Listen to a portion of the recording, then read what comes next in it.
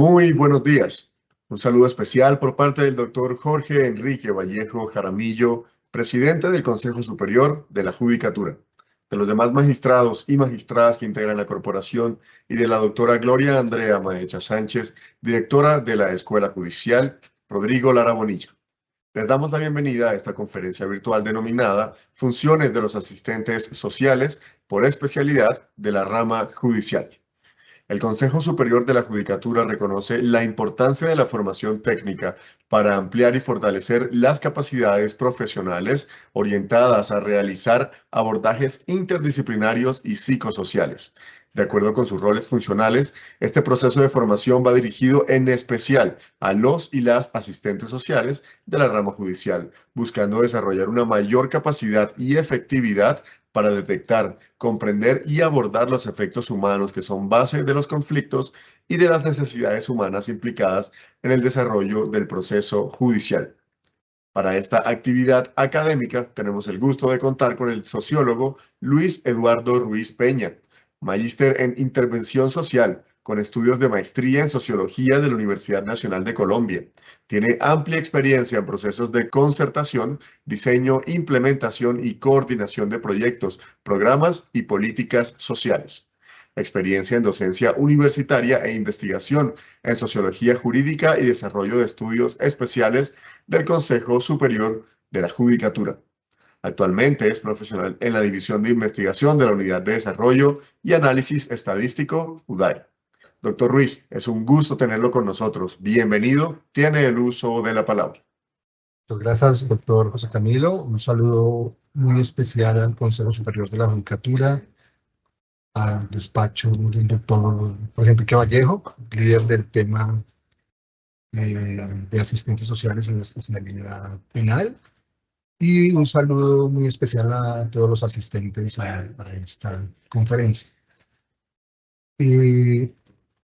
Abordaremos el tema de esta conferencia, se llama La justicia centrada en las personas, un paradigma interdisciplinario.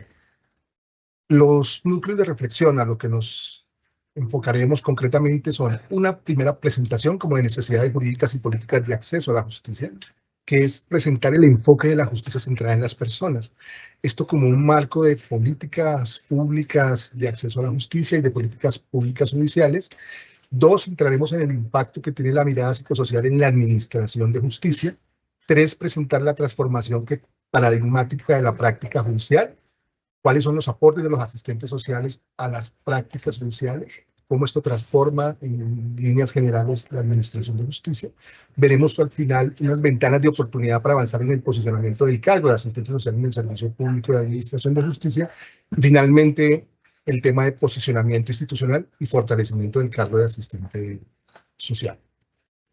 Entonces empecemos, digamos, quise plantear la conferencia en este marco general de políticas de acceso a la justicia, porque lo que ha venido pasando en los poderes judiciales de la región de América Latina es que se ha ido incorporando en las políticas públicas del Poder Judicial y de la rama judicial un enfoque que se llama la justicia centrada en las personas. Esto representa un cambio de paradigma que de fondo busca humanizar la justicia, reconocer la diversidad de experiencias, contextos y necesidades. Esto es clave para avanzar hacia sistemas más justos, inclusivos, sostenibles, especialmente en América Latina.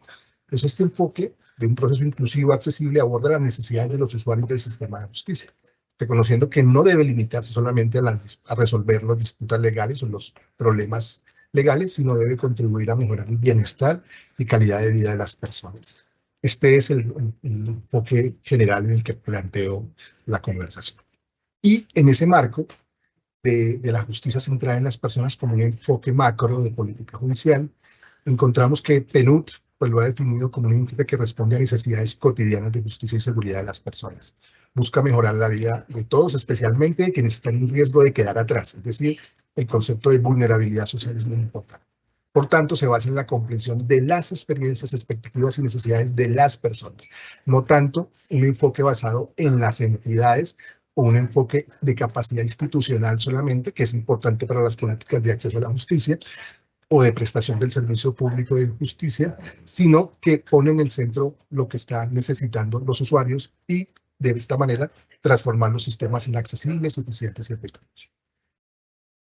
O sea, no solo en la eficiencia estatal, el foco de la reflexión. El CEJA, que es el Centro de Estudios de Justicia para América Latina, aborda este enfoque también desde la importancia de reconocer las barreras estructurales que impiden el acceso efectivo y reconoce igualmente que debe los sistemas judiciales adaptarse a las realidades sociales, culturales y económicas de las comunidades. Entonces promueve una visión inclusiva también. Y en este caso, el caso de CEJA, que se concentró en Perú y Colombia, miran cómo se articulan los sistemas de justicia tradicionales o comunitarios con la justicia formal. USAID, en su programa de justicia inclusiva, también plantea este enfoque como un nuevo paradigma del Estado de Derecho. Eso va más allá de solo la prestación del servicio, sino que el pensar el acceso a la justicia configura una idea de Estado de Derecho también de manera más amplia y sitúa a la persona afectada o al usuario en el centro de las políticas, procesos y prácticas. De fondo, promueve la confianza entre ciudadanos e instituciones como base de la legitimidad. Impulsa una transformación profunda en la mentalidad de los operadores judiciales. Entonces, en este contexto de USAID, lo que nos está, digamos, señalando de diferencial entre las otras definiciones es como el cambio cultural que implicaría pensar en un enfoque centrado en las personas. El cambio cultural en el proceso mismo de administrar justicia. Global Justice presenta este enfoque como parte de los esfuerzos por cumplir el ODS. Se concentra, esta mirada está más en los objetivos de desarrollo sostenible, acceso a la justicia para todos. Y en este caso, piensa, además de las barreras, promueve el uso de datos y evidencia para diseñar servicios justos. Reconoce que sin justicia inclusiva no se puede avanzar en la reducción de pobreza, desigualdad ni en la paz sostenible. En los ODS, o Objetivos de Desarrollo Sostenible, centrar ahí la reflexión sobre el servicio de justicia, pues nos permite concretar o conectar de mejor manera la relación entre administración de justicia, desarrollo sostenible, reducción de pobreza. Y finalmente la Corte Constitucional, nuestra Corte Constitucional, en el marco del control previo de constitucionalidad de la Ley 2430, que ustedes saben modificó la ley 270 de 1996, Estatutaria de Administración de Justicia, presenta en su sentencia C-134, frente al artículo 90, la obligación, o sea, refuerza esta idea de la obligación constitucional de materializar los mandatos de la Carta Política para asegurar el derecho de acceso a la administración de justicia previsto en el artículo 229. Pero lo que tiene, digamos, acá de importante es que incluye, conecta también el artículo 13 de la Carta Política, nos habla de la protección reforzada de sujetos de especial protección constitucional.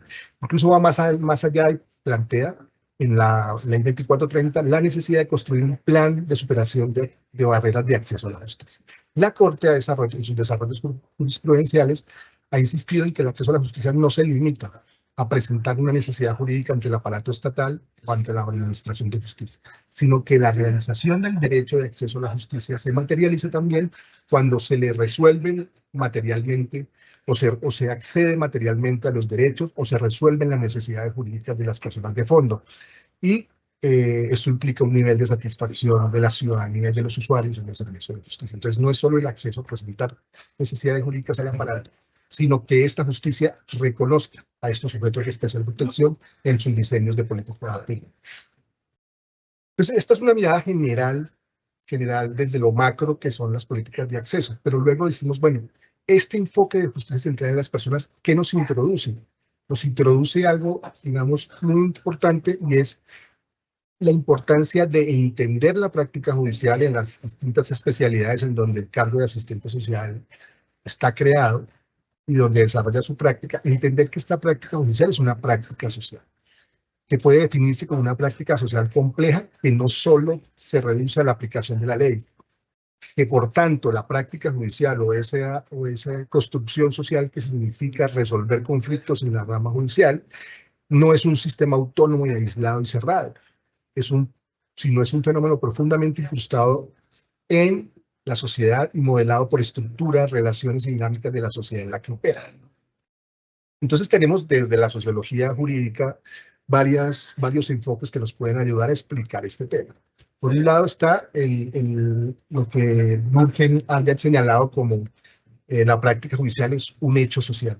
Un hecho social quiere decir que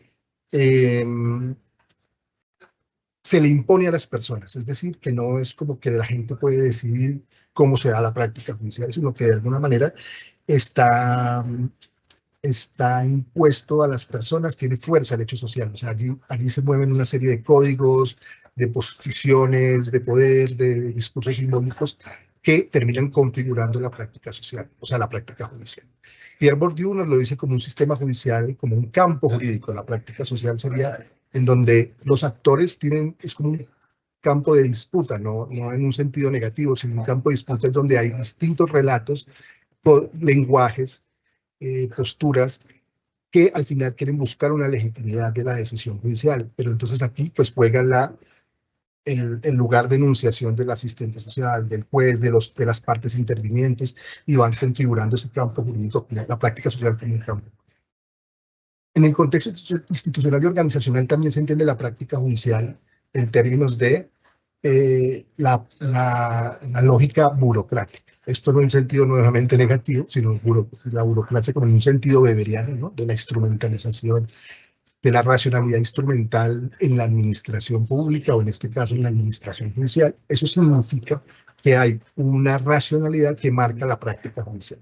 Cargas de trabajo, rutinas administrativas, cultura institucional, que al final, pues uno piensa, es como se mide a veces la productividad en términos de producción de sentencias, pero si vemos las otras miradas de la práctica judicial, las otras miradas sociológicas de la práctica judicial, pues claramente es más que producción de sentencias. También se puede pensar como Habermas lo abordaría como una acción social comunicativa. ¿Qué sucede en la práctica judicial? Es un proceso de comunicación pública. Entonces ahí podemos entender sentencias, rituales procesales, audiencias, incluso lo simbólico de la toga, como la arquitectura de los tribunales comunican valores sociales, normas y el poder del Estado. Esta comunicación es fundamental para generar legitimidad y conseguir que los ciudadanos acepten las decisiones, incluso aquellas que no son favorables. Y finalmente, queda repetida acá, es como una construcción social de la realidad. La práctica judicial no se limita a descubrir hechos, sino que los construye a través de categorías, lenguajes y procedimientos específicos, que en este caso es el lenguaje jurídico, pero también el lenguaje del análisis social, los lenguajes del asistente social o los lenguajes interdisciplinarios, que van a contribuir a construir legitimidad de las decisiones judiciales, legitimidad social y legitimidad institucional. Entonces, en síntesis, la fuerza de la práctica judicial como práctica social persigue una mirada colectiva y multidisciplinaria del despacho, digámoslo así, como un escenario concreto en donde se desarrolla la práctica judicial. No se desarrolla solo ahí, pero en este caso lo vamos a enfocar. No es una mirada, sino que no es una mirada monodisciplinaria, no es como el discurso de los asistentes sociales o de los analistas sociales, sociólogos, trabajadores sociales y psicólogos, sino que debe ser una narrativa colectiva, un lenguaje compartido, es decir, aquí hay un elemento de pedagogía social en la práctica judicial que debe permear a todos los que trabajan en el despacho. No por eso digo, no son narrativas autorreferidas en el campo de las ciencias sociales. Finalmente, ya cuando esto se piensa, estos cambios de paradigma, el pensar en la justicia centrada en las personas y no solo como en los procedimientos, normas y racionalidades instrumentales, pues pensamos en cómo se transforma esa práctica judicial, cuáles serían pues, los asistentes sociales. Y en este caso, volviendo a la primera parte de las políticas de acceso, pues lo que han aportado son una mirada hacia los enfoques diferenciales de las prácticas judiciales.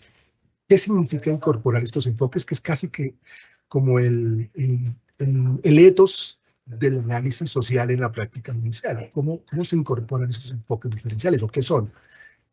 Para esto es importante ver que la efectividad de la rama judicial, si busca garantizar un acceso a la justicia significativo, depende en gran medida de que sus profesionales actúen como puentes de comprensión entre la norma jurídica y la compleja y diversa realidad humana. Estos enfoques diferenciales lo que nos ayudan es a comprender, asesorar mejor a los jueces, darles elementos contextuales y de análisis social, psicosocial para la toma de decisiones. Se destaca el rol como analista y parte del proceso judicial, pero vuelvo y digo, para la efectividad y pertenencia de su intervención, en gran medida, esto depende de la capacidad para integrar enfoques diferenciales en la práctica. Veamos un poco qué son los enfoques. De manera muy general, es preciso, es importantísimo tener como cuál es el fundamento de los enfoques. Primero, planteamos el enfoque de género y equidad. El fundamento del enfoque de género y equidad es reconocer que hay desigualdades, roles y violencias basadas en el género, que impactan de manera diferenciada a mujeres, hombres y personas con orientaciones sexuales e identidades de género diversas. Esto, en términos de aplicación práctica, implicaría pensar, por ejemplo, en la familia, en casos de custodia, alimentos, violencia intrafamiliar, que el diagnóstico psicosocial analice críticamente la distribución desigual del cuidado, por ejemplo, o las brechas económicas que existen, las relaciones de desigualdad de poder, de distribución del poder asimétrica en los contextos de familia, en las relaciones familiares o en las unidades familiares. Esto afecta a las mujeres y las violencias basadas en género. Entonces, allí debe evitarse revictimizar y perpetuar estereotipos. En el sistema de responsabilidad penal, por ejemplo, se podría analizar, estos son ejemplos de aproximación para que esta interdisciplinaridad se pueda ver como en lo concreto. En el SRPA, por ejemplo, es crucial analizar cómo los mandatos de masculinidad pueden influir en la comisión de delitos por parte de adolescentes varones. En este caso, o en el caso de adolescentes mujeres, por ejemplo, indagar sobre posibles situaciones de violencia sexual, explotación o roles de cuidado que han limitado sus oportunidades. O sea, esa asimetría de relaciones de poder que suceden al interior de la sociedad se refleja, por supuesto, en la tramitación o resolución de conflictos. Pues ese informe social que están en las funciones que ustedes conocen debe guiar sanciones con perspectiva de género. Otro campo, digamos, de posible aplicación práctica es cómo se pueden evaluar en ejecución de penas las condiciones específicas de las mujeres privadas de la libertad, quienes a menudo son jefas de hogar y enfrentan mayor estigmatización. Entonces, pensar cómo proponer rutas de resocialización que consideren estas realidades en estado de desarrollo. Un enfoque étnico e intercultural en el país ha sido muy importante. Esto ha venido incorporándose en las políticas públicas, pero también en la relación entre la Jurisdicción Especial Indígena y la Jurisdicción Ordinaria. También el Consejo Superior de la Judicatura ha trabajado muy fuertemente desde el despacho de la doctora Diana Remolina en que esta articulación de las jurisdicciones sea de manera muy fluida, sea respetuosa y sea realmente en un marco de interculturalidad. Esto, concretamente pensado en la aplicación práctica de estos enfoques, el fundamento está respetar y valorar los sistemas normativos, cosmisiones y autoridades propias de los pueblos indígenas, comunidades afrocolombianas, raizales, palenqueras y oro. Entonces, evidentemente hay una función que todos conocen o los que se han acercado a este tema, que es como los estudios sociofamiliares. Esto debe comprender la estructura familiar y comunitaria de los grupos étnicos. En procesos de custodia, protección, por ejemplo, coordinar con las autoridades propias respetando su autonomía en el sistema de responsabilidad penal. Para un adolescente que pertenece a un grupo étnico, la sanción puede ser, para que sea culturalmente pertinente, pues el asistente social asesora al juez, cuando sea posible, que las sanciones se articulen con procesos restaurativos propios de su comunidad, para que fortalezca la identidad como un factor protector. En la ejecución de penas debe incluir un análisis del contexto cultural del condenado, identificando si su conducta delictiva puede estar relacionada con procesos de desarraigo o discriminación y proponer medidas que faciliten su reinserción con dignidad. La discapacidad es el otro enfoque que hablamos de garantizar la accesibilidad y los ajustes razonables para la participación plena y efectiva de las personas con discapacidad, reconociéndolas como sujetos de derecho. En familia, el documento enfatiza el documento de la Escuela Superior de la Escuela Judicial Rodrigo Lara Bonilla, que es el manual de autoformación, presenta todas las funciones que por supuesto tienen los acuerdos y enfatiza también la atención a personas con discapacidad incorporado en las propias funciones. Entonces, en las entrevistas y valoraciones deben realizarse con apoyos en lenguajes accesibles. El asistente debe velar porque las decisiones judiciales no se basen en prejuicios sobre la discapacidad, sino en un análisis de su capacidad jurídica y apoyos requeridos. Identificar también en el SRPA y ejecución de penas si el adolescente o adulto tiene una discapacidad no diagnosticada, psicosocial o cognitiva, que pudo influir en su conducta. El informe debe recomendar instituciones y programas que cuenten con los apoyos necesarios para su proceso de rehabilitación, es decir, la derivación de estos casos en donde es posible conectarlo con una oferta especializada que termine evitando la criminalización. Y hay otro enfoque, que es el de ciclo vital. Este también es muy importante comprender estas necesidades, capacidades y riesgos de una persona, cómo pueden cambiar según su etapa de desarrollo, la primera infancia, la adolescencia, la juventud, la adultez y la vejez. Pues hay varios ejemplos que ustedes pueden ver en este momento. Pues como posibles aproximaciones, ¿no? Esto no es que sea así de manera taxativa, pero ejemplos, posibilidades de escenarios. En la familia es el más evidente. En el ciclo vital es fundamental, digamos, en en esta articulación, en este ejercicio del rol del asistente. Cuando se habla del uso de técnicas lúdicas, cuando se trata de niñas, es radicalmente diferente a la de un adulto mayor. Entonces, estos estudios sociofamiliares deben analizar estas dinámicas intergeneracionales y los cuidados en la vejez. En el SRPA, la esencia del sistema como es el reconocimiento del adolescente como una etapa específica, pero también como un sujeto de especial protección constitucional, pues hay que buscar que se desarrolle, haya un desarrollo progresivo de la autonomía y la responsabilidad como un fuerte componente pedagógico. Aquí está la parte del componente pedagógico que es importante resaltar, y así lo establece el Código de Infancia y Adolescencia. En ejecución de penas, por ejemplo, el informe social para un adulto joven debe focalizarse en proyectos educativos y laborales. Estamos hablando de un adulto joven, depende del enfoque. Esa ayuda al enfoque del ciclo vital como enfoque, como perspectiva a identificar cuáles pueden ser los cambios. Y por tanto, deben considerarse desde la salud, por supuesto, las redes de apoyo y la viabilidad de penas alternativas a la prisión, si por ejemplo estuviéramos hablando de un adulto mayor que tiene problemas de salud. Y finalmente un enfoque nuevo que se ha introducido a partir del acto legislativo que reconoce al campesinado como un sujeto de especial protección constitucional. Está el campesinado como sujeto de derechos, que ya es de reciente reconocimiento constitucional. Entonces, es importante también tener esta mirada de la ruralidad y el campesinado. En todas las especialidades en general decimos las visitas domiciliarias que están en las funciones, que consagran los acuerdos en contextos rurales, siempre requieren una logística y una sensibilidad particular. Debe entender las dinámicas comunitarias, las barreras geográficas, la economía campesina. Todas estas son elementos o factores que deben considerarse para las soluciones y las redes de apoyo a gestionar, que sean viables en el territorio. Muchas veces no tener esa lectura del territorio hace que no sean decisiones pertinentes o decisiones que fortalezcan la administración de estas. Y también tenemos el enfoque de víctimas del conflicto armado, que en Colombia, pues por supuesto, cobra particular relevancia por los impactos que el conflicto armado tiene en nuestro país.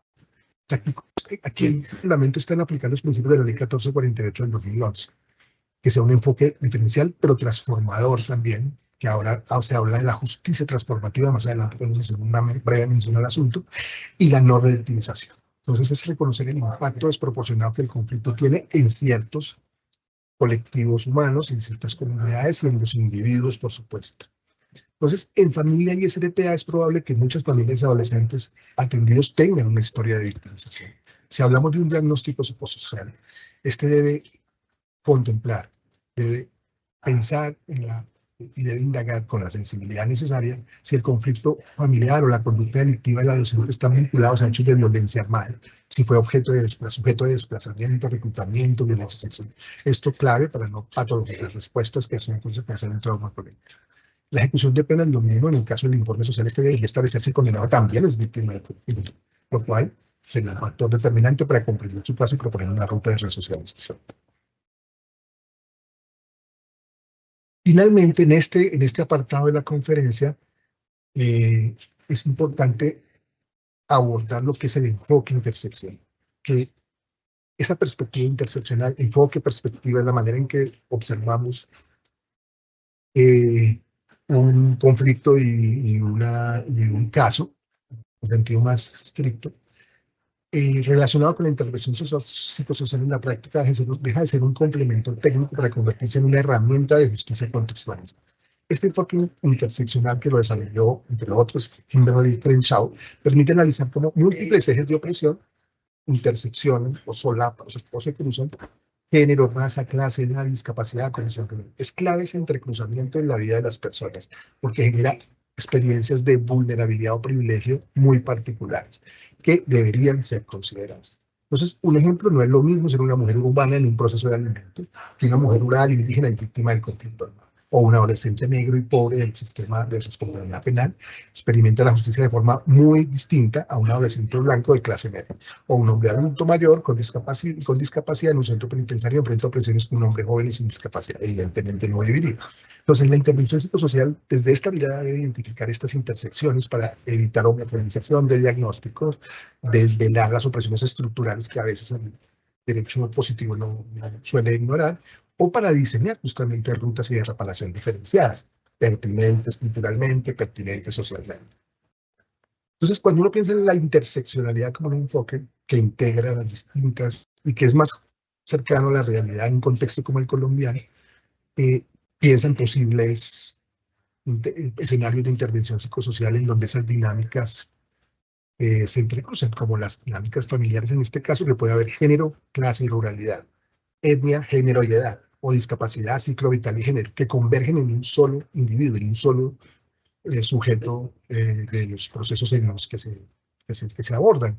Entonces, en un caso de custodia de una madre campesina y pobre, puede ser percibida como no idónea por no tener vivienda estable o ingresos formales.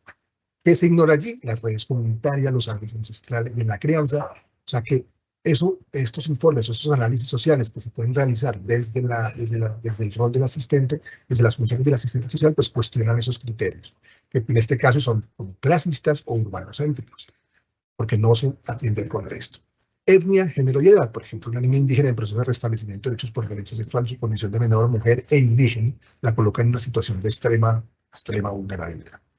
Entonces, esta intervención debe coordinarse con autoridades étnicas, garantizar intérpretes, evitar la revictimización, etc.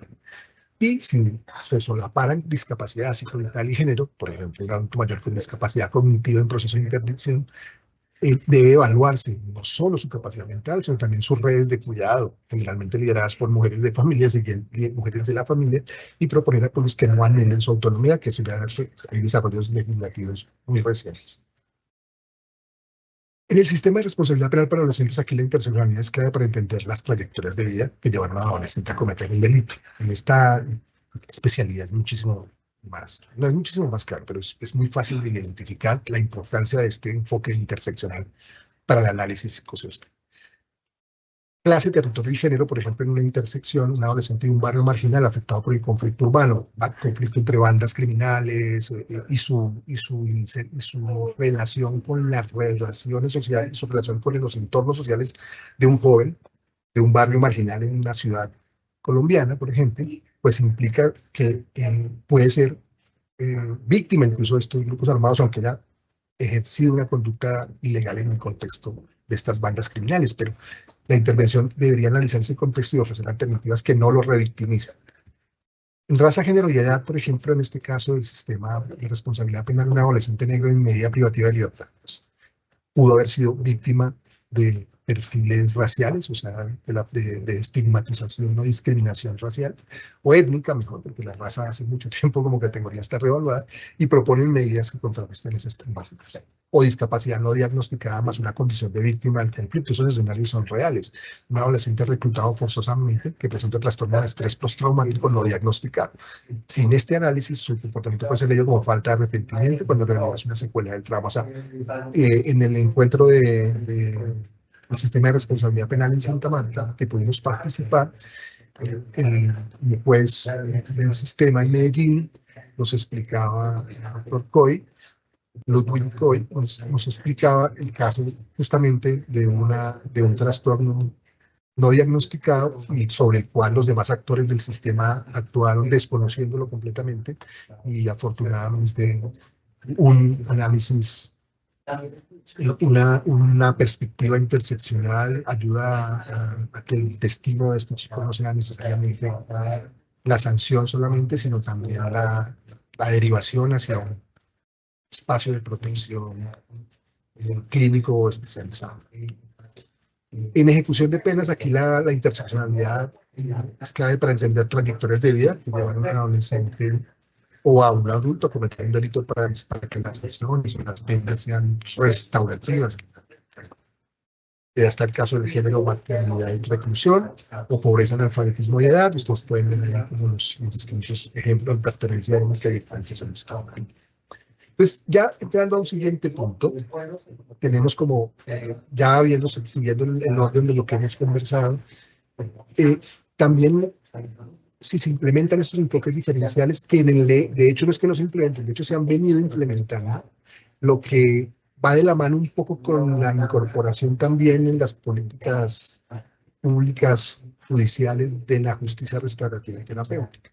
Entonces, hoy se está adelantando desde el Consejo Superior de la Judicatura un impulso al reconocimiento de prácticas de justicia restaurativa y terapéutica en la especialidad penal y en el sistema de responsabilidad para adolescentes, que ha permitido identificar que a partir de un estudio de investigación aplicada, hay como un consenso en la comunidad jurídica, incluidos, y en la comunidad judicial, en la rama, incluidos los asistentes sociales y los funcionarios judiciales, con un consenso alrededor de la importancia de la justicia restaurativa y terapéutica. Y allí, el cargo de asistente social, o sea, en ese escenario el posicionamiento es muy importante porque lo que encontramos en ese estudio de niveles de apropiación de la justicia restaurativa en la rama judicial es que gran parte de estos avances y de estos desarrollos conceptuales y de este consenso que existe en Colombia es gracias también a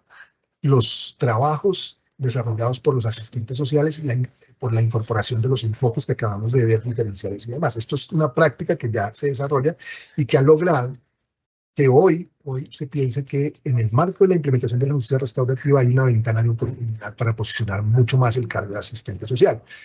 Y es que se cree en general por los que participaron que la justicia restaurativa y terapéutica fortalece la confianza y legitimidad del sistema judicial al acercar los procesos a la ciudadanía. Pues ese puente entre el funcionario judicial y la compleja realidad social que vimos antes, pues ha venido al acercar esos procesos a la ciudadanía, a hacer participación de víctimas, de ofensores y de comunidad, pues esto deriva en un crecimiento de la confianza y legitimidad en el sistema judicial. Implementar esos enfoques de justicia restaurativa fortalece la confianza, genera resoluciones más efectivas, integrando reparación, responsabilización y bienestar emocional. Pues el que esté pasando esto en la justicia restaurativa y terapéutica en Colombia, pues es un contexto en el cual la proyección y posicionamiento del cargo es muy importante. Se ofrecen respuestas, se considera que implementar esos enfoques ofrece respuestas adaptadas a contextos diversos. Incluye territorios urbanos, rurales afectados por la violencia, que son las buenas prácticas que se han ido identificando por el estudio que realiza el Consejo Superior y que realizamos aquí en la unidad de desarrollo de análisis estadístico. Impulsa un cambio cultural en la justicia. Pone a las personas y comunidades en el centro de las decisiones judiciales. Eso también, digamos, ya es parte como de ese consenso que se ha identificado. Y contribuye a prevenir la reincidencia y promover la rehabilitación integral de los infractores. Entonces, un poco es una invitación también para conocer los desarrollos del estudio de niveles de apropiación de la justicia restaurativa terapéutica en la rama judicial. Ese estudio nos permite ver que el trabajo desarrollado por los asistentes sociales en el ejercicio de sus funciones ha ido contribuyendo a que esta perspectiva, no solo la primera en la justicia centrada en las personas, sino que el desarrollo de la justicia restaurativa terapéutica como un enfoque que busca hacer de la justicia no solo restaurativa, terapéutica, sino transformativa de la sociedad. Pues ese ha sido, digamos, gran parte de este posicionamiento es por el desarrollo del trabajo de los asistentes sociales y sus prácticas en el marco de la resolución de los conflictos. ¿Qué encontramos también en esto de ventanas de oportunidad? O sea, revisando un poco cuál ha sido ese posicionamiento institucional, tenemos que por especialidad, subespecialidad, y por dependencia, que hay juzgados de circuito, centros de servicios judiciales, juzgados, centros de servicios administrativos, centros de servicios judiciales, despachos promiscuos. En general, digamos, funcionalmente abordado, tenemos que teníamos antes del 2015 cargos permanentes creados 140, en la especialidad de familia, en la subespecialidad, a nivel circuito teníamos 140 cargos y después del 2015 se crearon 57, hoy estamos en 197. Esto significa, digamos, que una variación porcentual de 41% o un crecimiento de los cargos en la especialidad familia de un 41%. En promiscuos de familia, aquí puede tener promiscuos de familia, pero en promiscuos de familia se tenía cargos permanentes creados antes del 2025-30, antes del 2015, perdona, 36, creados antes del 2015-140 y después 136, acá hay una variación positiva en crecimiento del 26%. En penal adolescentes, tenemos en penal adolescentes que antes del 2015 habían creado 35 cargos, después del 2015 23, en total hay un 58, ha habido un crecimiento del cargo en 66%. Penal adolescentes de conocimiento, teníamos uno creado antes del 2015, 4 creados después del 2014, pues por supuesto son poquitos, pero evidentemente la variación porcentual es muy alta. En penal y ejecución de medidas, en penal es ejecución de penas y medidas de seguridad, en los centros de servicios administrativos, teníamos, aquí no hubo variación porcentual. En penal, ejecución de penas y medidas de seguridad, juzgados de circuito, teníamos 18, y pasamos 16, pero pasamos a 24, son 150. Entonces, un poco este pantallazo es un poco para ver que ha habido un crecimiento de estos cargos. Eso tiene que ver con ese posicionamiento del cargo asistente que hemos venido viendo anteriormente, no solo en virtud de la incorporación de la justicia restaurativa, que ha ayudado mucho, sino también en el ejercicio práctico en las funciones de incorporar estos enfoques.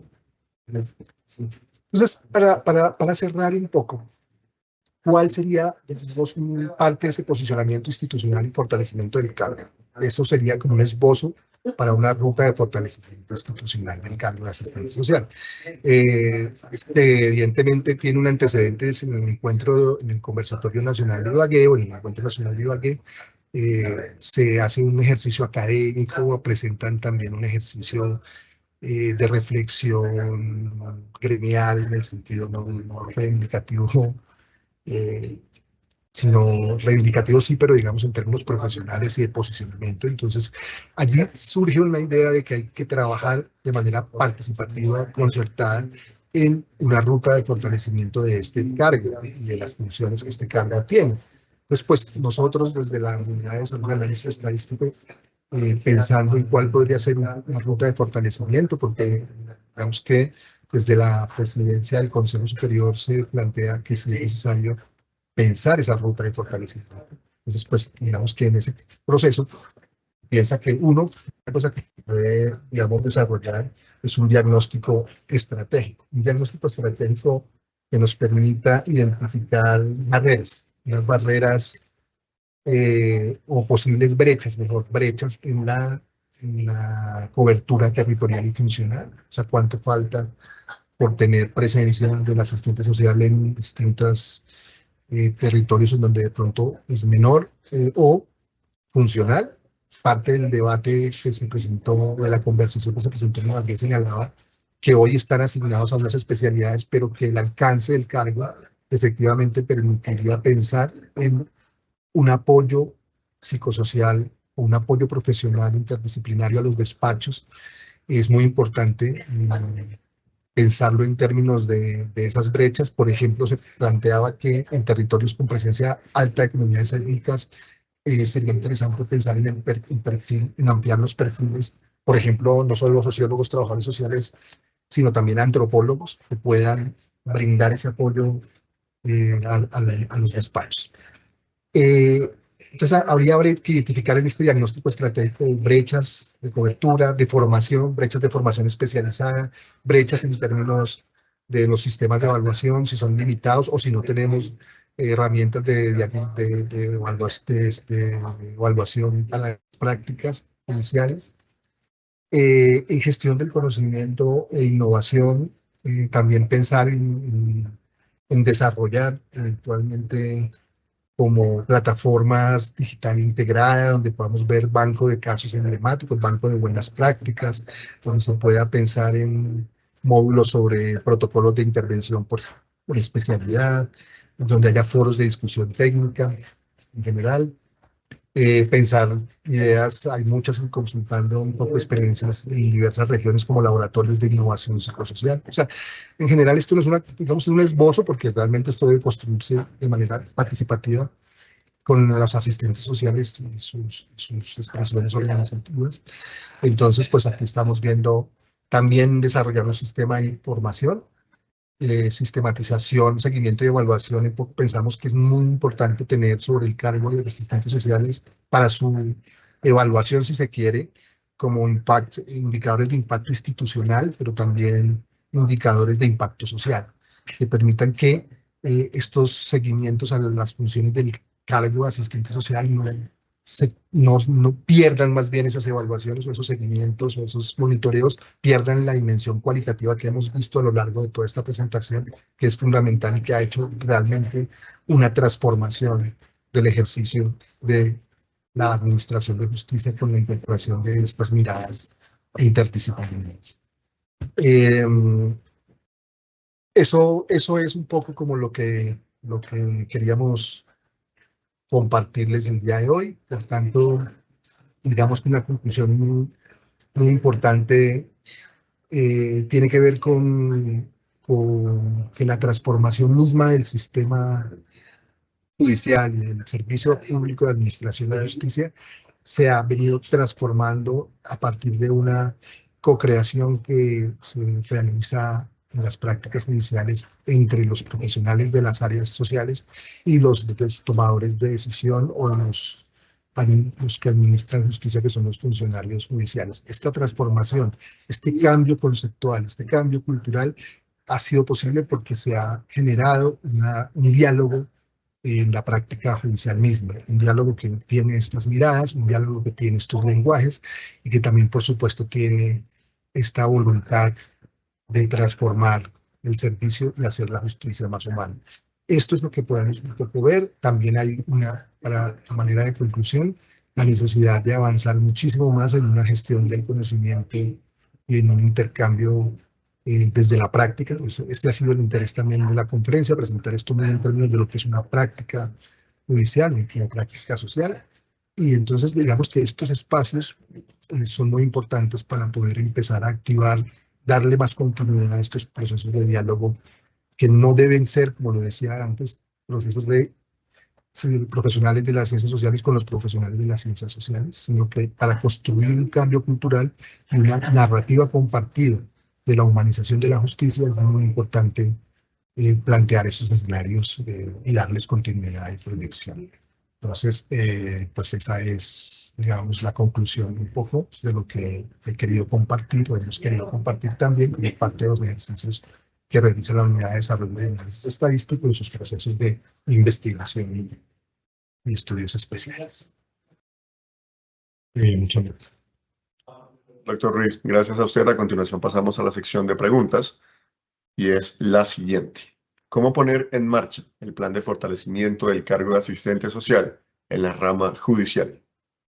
Correcto. Digamos que eso implica que se puedan articular bastantes voluntades y bastantes expectativas. O sea, como que las expectativas, evidentemente, que tienen los asistentes sociales que han sido expresadas, por ejemplo, en el conversatorio, en el encuentro de Ibagué, pues implican un primer ejercicio, ¿no? Digamos, desde las políticas públicas judiciales, o sea, desde el Consejo Superior de la Judicatura, ya se empiezan a establecer diálogos al respecto de cómo en el escenario, por ejemplo, de la justicia restaurativa y terapéutica se incorporan acciones de fortalecimiento al cargo de asistentes sociales. Lo que veíamos en el estudio que les comentaba que hizo la Unidad de Desarrollo de Análisis Estadístico con el apoyo del despacho del doctor Jorge Enrique Vallejo, se descubre que gran parte, digamos, de la percepción sobre los factores que inciden en la incorporación de estos enfoques está la formación de equipos interdisciplinarios, o sea, fortalecer a los equipos especializados psicosociales. Esta es una conclusión que nos presenta el estudio. Por tanto, ¿eso qué quiere decir? Que los despachos judiciales en esta investigación manifiestan que tanto el fortalecimiento de estos equipos psicosociales es importante, como los procesos de formación, no solo segmentados a asistentes sociales para asistentes sociales, sino procesos de formación en donde se construye esa mirada compartida de la que hablaba antes. Entonces, ¿qué quiero decir con esto? Que ese diálogo debe activarse y empezar a concretarse en un primer escenario de construcción de una ruta de trabajo que vaya en la perspectiva de articular la justicia restaurativa y terapéutica y sus fortalecimientos con acciones concretas para que el cargo de asistente social termine, digamos, o siga en un proceso de consolidación y de legitimación de sus funciones. Doctor Luis Eduardo Ruiz Peña, en nombre del Consejo Superior de la Judicatura y la Escuela Judicial Rodrigo Lara Bonilla, queremos expresarle nuestro agradecimiento por su generosa intervención durante esta actividad virtual. A ustedes, Escuela Judicial Rodrigo Lara Bonilla, muchas gracias. Estos son los espacios en donde podemos como compartir análisis, propuestas y perspectivas para que en un diálogo fluido y participativo se vayan tejiendo alternativas de fortalecimiento a la justicia y a la humanización del servicio de justicia que sea cada vez más cercano a los ciudadanos. Agradecemos a los servidores y servidoras judiciales y a todas las personas que actúan en el sector justicia que se conectaron a esta actividad académica. Recuerden que en nuestro canal institucional de YouTube encontrarán las grabaciones de las videoconferencias que hemos realizado previamente, las cuales pueden contribuir a su quehacer judicial. Los invitamos a que nos sigan en nuestras redes sociales como Escuela Judicial Rodrigo Lara Bonilla. Muchas gracias.